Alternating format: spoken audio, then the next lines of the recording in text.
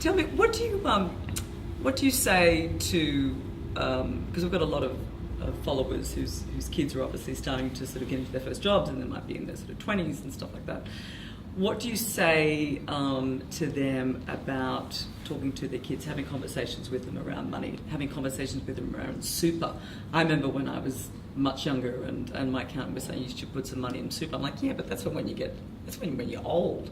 And of course, now, had I then have sort of invested even just a little bit, I mean, you can sort of see how far you could come. So what sort of conversations should we be having about talking to our kids about understanding how to really create and manage their wealth? Young people managing their finances and building wealth and superannuation are really two different issues. Superannuation is essentially a tax structure, and the older you get, more into your 50s and 60s, the more advantages there are to take of that structure.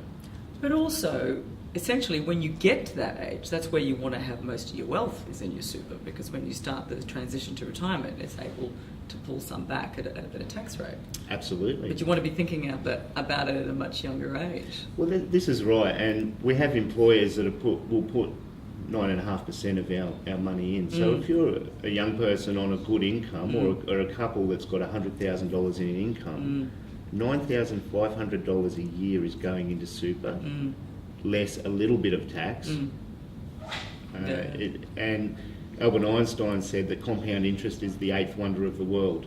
So to use that to your advantage and have the right plan in place early, it'll pay off in buckets later on.